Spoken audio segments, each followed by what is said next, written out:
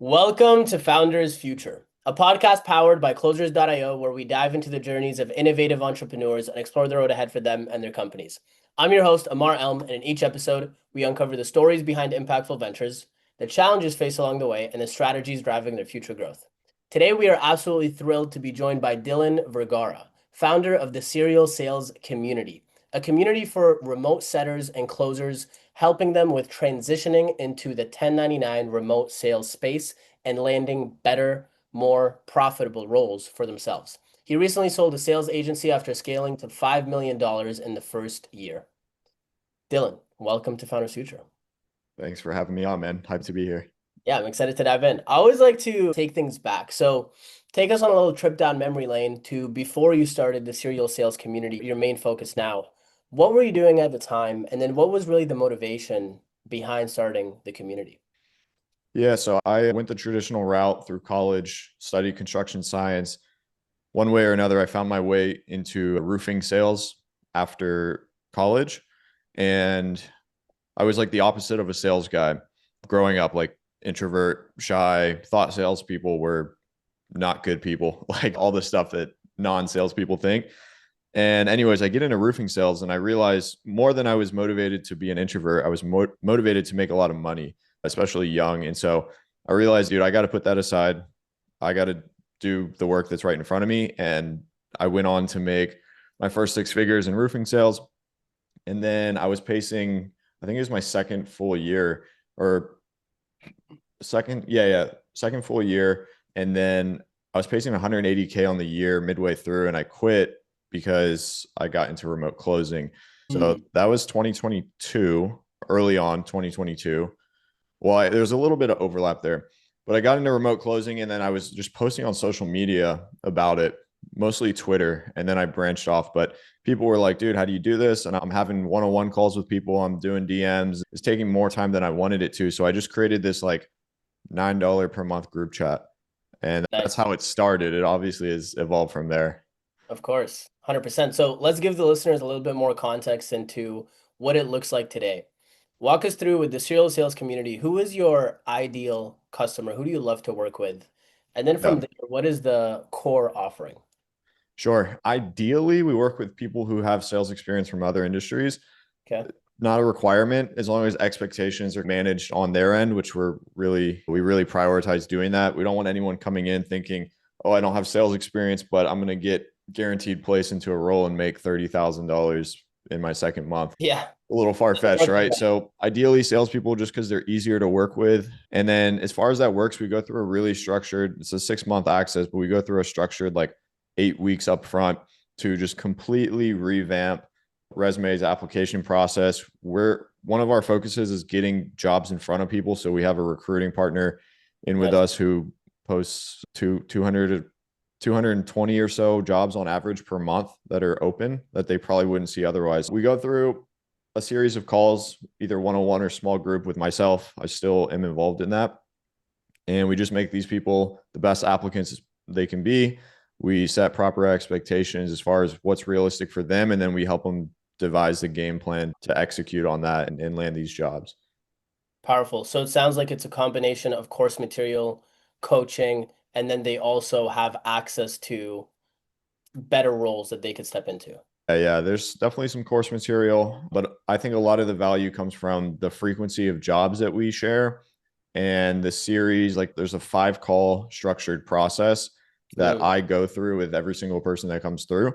And I think that's where most of the value is coming from. Okay, so it's one-on-one with you for 5 calls, everybody that enrolls. It's a one-on-one or small group. It depends if the calls fill up. Otherwise, if they don't, then they're one-on-one. Yeah, you mentioned you're still part of those calls.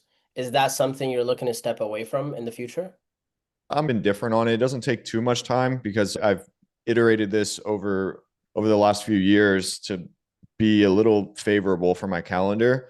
I think it helps me stay connected to what's happening in the industry right now because I'm not a remote closer myself anymore. Even for the community, I have a team that helps me with that. But I don't dislike it. I also like a big part of this is the community element. It's not necessarily a program, a course. The main selling point is the community. And I think by me being the one involved and being working with everyone and introducing people, it definitely helps bring that to life. Yeah, that makes perfect sense, especially if you've already delegated the sales aspect, you're not hopping on those calls, then it frees up a lot of time for you to actually work with clients. Let's shift a little bit to the back end of the business. When it comes to lead flow and acquiring more customers inside of the community, what does that process currently look like? Sure. Yeah, we run a little bit of an interesting funnel. So I started on Twitter, grew to 13K or so on there. Then I went to Instagram, then I went to TikTok, then I went to YouTube. And so I have an audience on all these platforms. And basically, the methodology that I've used, I've never, besides for a small stint and it didn't work for us, I've never run a paid ad to sales call for this offer. What Mm. I've always done is posted a lot of organic content, but then I run follower ads on Instagram. So I get people from the organic on all the platforms and a lot of people from the Instagram follower ads. And once we get them into our ecosystem, if they're the right person, the intention is to get them down to YouTube or the email newsletter. Once they're in there, man, if they're the right person, it truly is just a matter of time. Our big thing is we're not looking to squeeze the last dollar out of anyone with the pulse. We're really trying to make sure that people come into this with proper expectations. And I think that longer sales cycle has helped contributed to that. Yeah, that makes perfect sense. The organic leads are definitely the holy grail. The highest intent, the high like no trust factor. They've already gone through the content. So a lot of times the expectations, they already know what to expect. I'm Sure. curious, do you have any plans in the future of running a funnel directly to book a call with your team? Not really, to be honest, because I think we're on the brink of like hitting exponential growth with a lot of the social platforms, especially YouTube. I don't know. I realize that there's some other people out here who run these businesses that do really big revenue. For me personally, man, like this isn't the business that I want to swing for the fences with. This is a business that I like it just being chill, sustainable, fulfillment is dialed in, so I can really shoot my shot with other businesses. I'm not, it's not in the near future plans. It's not. Fair enough. Do you have an idea of what those next ventures would look like for you? Yeah, so we talked about it a little before, but the because of sales brand, just the sales media company, that's what I'm taking a lot of like the community profits and putting it into that just a little bit more long term, I think. Walk us through that. What does that sales media look like in terms of, is that launched right now? Yeah. Or Yeah. So it's a newsletter first sales media company. We have about 15, we started 2 months ago. We have about 1,500 newsletter subscribers. We have a podcast and social media accounts. We're on every single platform. The whole thing is, the whole premise is showing people how good their life can be on the other side of learning how to sell something to someone. So we interview like business owners and salespeople. And we're just trying to show people, hey, get into sales, learn how to sell something. We want to provide the tools, not so much training, but like tools and news and recent events and all this to help people have a better pulse on the industry and then just teach them some things. So it's if you're familiar with Morning Brew, huge newsletter, podcast, that kind of thing, like that's the angle, but specifically for salespeople. what's the revenue model there? So it's a little bit intentionally, we're going a little bit slower because I want to build this where it has the most enterprise value. That's why I got into this. We're going to push hard for advertisers. We've had a couple in, but it's not really a viable revenue source until our list is way bigger, our podcast reach is way bigger. I could make a product on the back of it. I could make a paid newsletter. I could do all these things, but I'm trying to minimize my direct involvement in fulfilling a service that's tied to this because then it's harder for me to like present this as like an asset that somebody else might want to own. So we're going to partially delay like collecting as much money as possible so that way we can do it right and set ourselves up long term to be looked at how we want to. Yeah, that makes perfect sense. It sounds like right now the serial sales community is a cash cow, keeps the Yeah. lights on, it pays your bills. Obviously, you're making good money from that. And then from there, you're building this sales media company. Can you plug that real quick? Sure. Yeah. Because it's called because of sales. Like it's same. The at is just because of sales on every platform. Got it. Got it. And then for there, it's build the organic following, get more people in through the door, get more eyeballs to potentially sell ads or maybe something else in the future. Yeah, so we're trying to work on this like hybrid paid and organic flywheel. So we're running Facebook ads to acquire subscribers. It's working well. And so what we do is we film a podcast. It's a weekly newsletter. A bulk of the newsletter is a deep dive of that podcast with the guest. And then we use that to run like the organic funnel. So we post it on all the platforms. So we have two like flywheel funnels in progress here. And so yeah, that's the intention there. Powerful. Let's shift a little bit to the sales side of the community that you're building. So you have a sales team in place. We have a lot of coaches, consultants, and agency owners that listen to this. Some of them have sales teams, some of them are still running the sales themselves. What do you feel like are the biggest challenges to making sure that your sales team is firing on all cylinders? Man, I'm a really big accountability guy, and I trust myself that I got the right people into the sales team. My sales team for the community, it's super lean. It's only two people, but they've been there, one for a year and a half, one for maybe almost a year. And my whole thing is because we run the organic funnel, our show rates are higher, our close rates are higher, cash collected rates are higher. But if the sales team isn't firing how I want it to, I usually look at marketing, to be honest. I usually try to figure out because I do all the marketing, I do all the content. I don't really have an agency or anything. And so I look at the content now if it's not working how we want, I look at the content when it was working how we wanted to.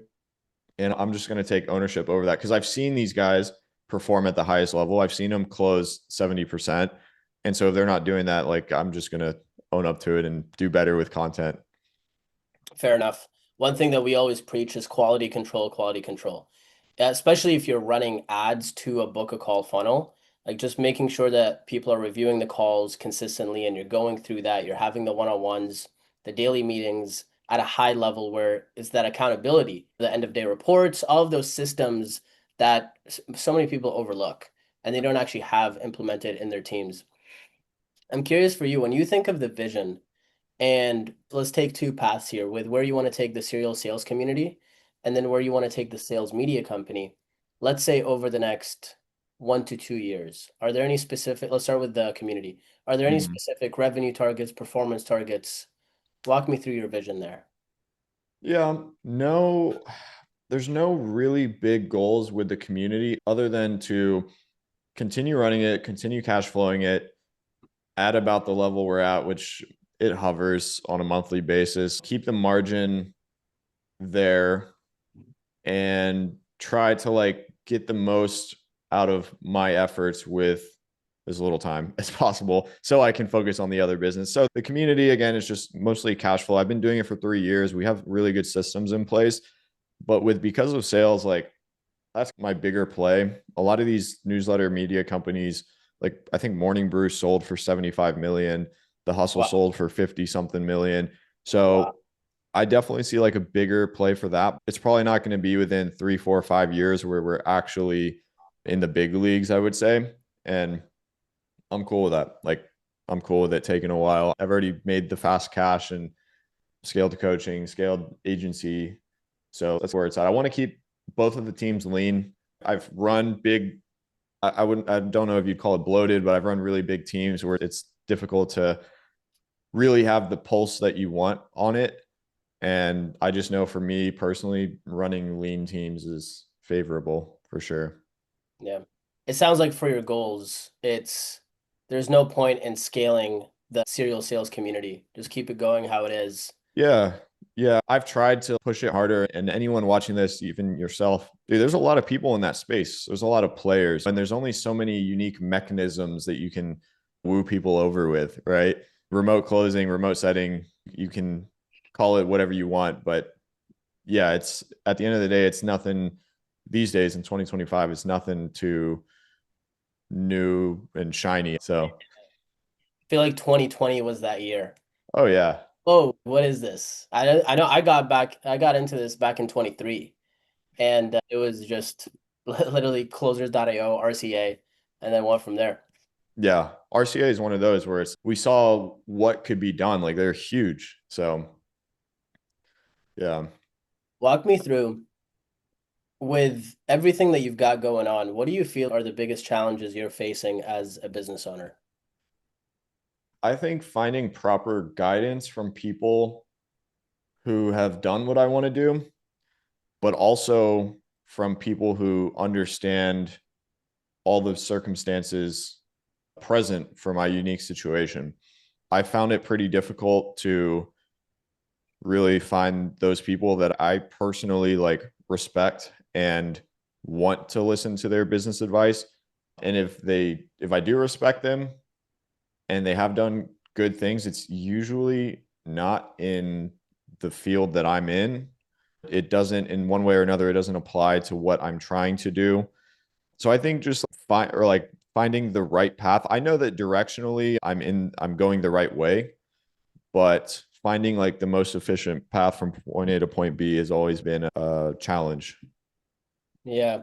What is it that you're looking for specifically in that individual, in that guidance, if that makes sense? I think someone that, Your audio is gone. oh, you can't hear me? Let me see. Okay, you're back. Okay, cool. Man, I think someone that, and maybe this is through like a paid thing, maybe that's what it has to be, but someone who cares enough to give the right guidance. Because a lot of people, like if I go to someone who's huge, super successful, all that, I'm going to get some one size fits all thing, and they're not going to really truly understand the situation. A big thing with me is I feel like I don't know if hypersensitive or maybe hyper aware is the word. I'm pretty like hyper aware of the nuance that exists within businesses and scaling and all that. And I feel like a lot of people are not. And so, yeah, I think someone who can like really understand the full picture of what I'm trying to do, where I'm trying to go is difficult, but that would be really valuable if I found that person. Yeah.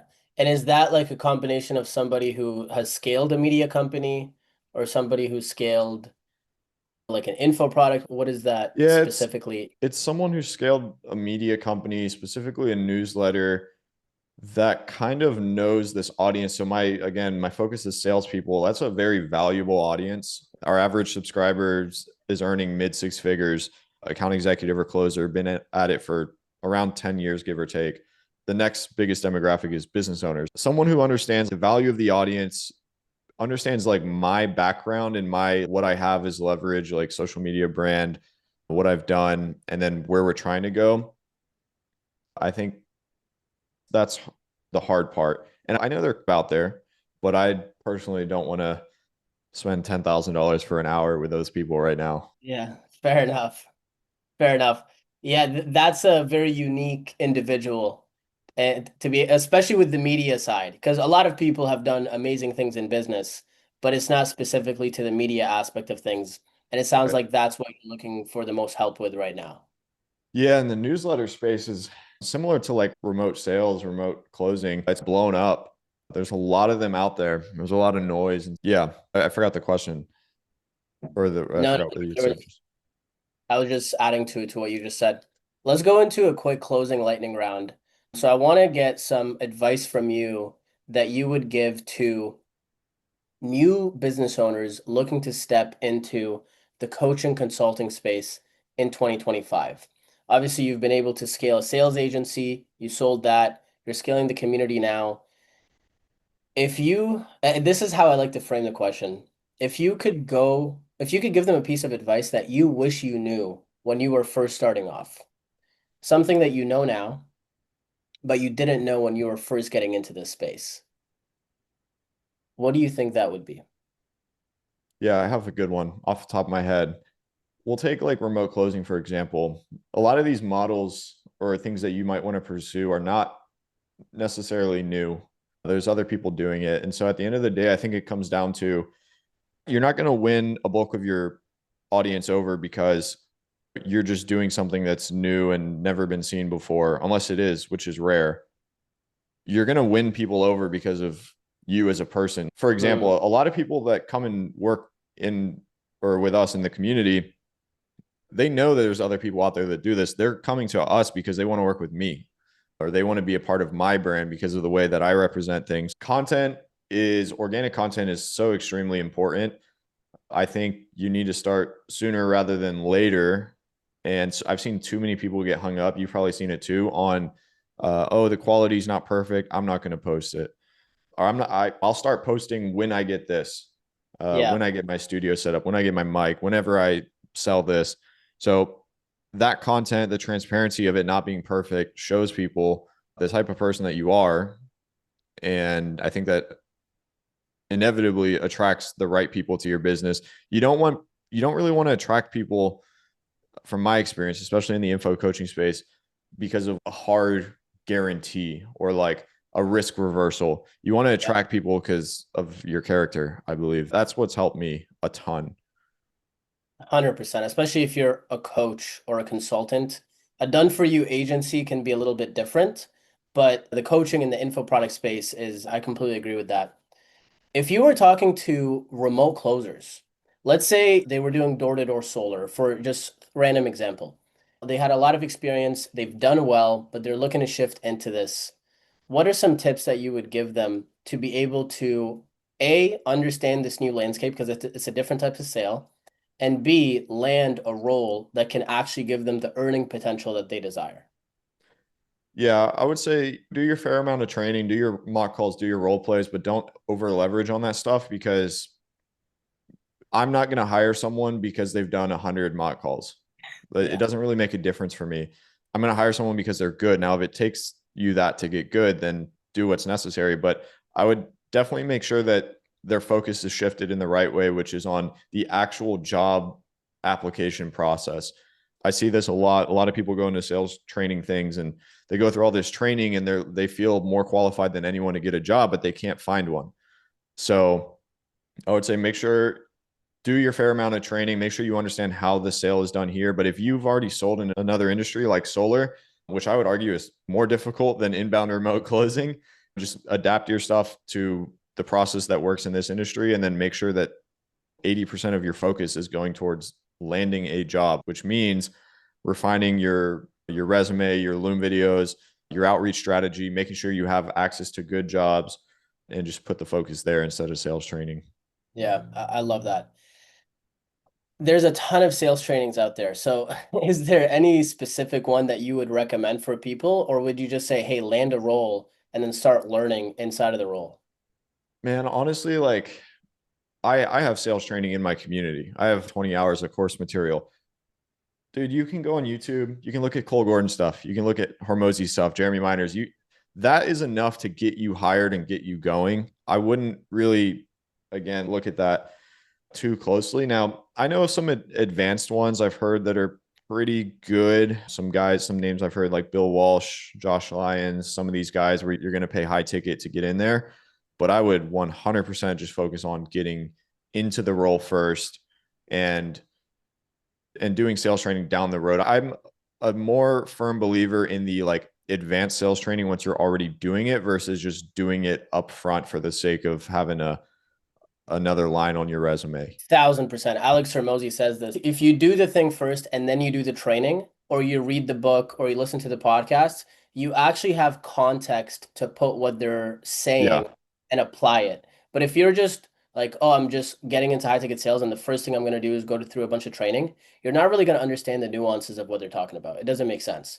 And exactly. one quick shout out, Unicorn Closer Mastermind by Josh Lyons. I did both, Bill Walsh and Josh Lyons. Josh Lyons, just elite. I'm literally in it right now. But only for people that, in my opinion, if you're already in a role, that it's the most applicable there. Because if you're not in a role, it's not really going to help you.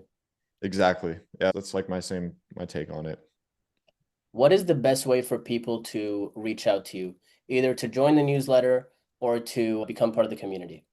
Sure. If you go to serialsales.co, serial SERIAL, all my that's like my link tree. So all my links are in there. The Because of Sales subscribe link is in there. All my socials are in there. So yeah, serialsales.co. Awesome. Dylan, thank you so much for your time today. Sure. Thank you, man. I appreciate it.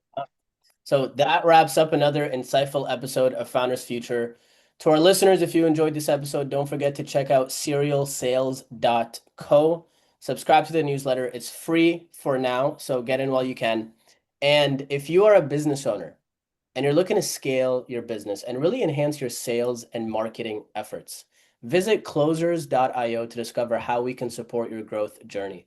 Until then, keep on climbing.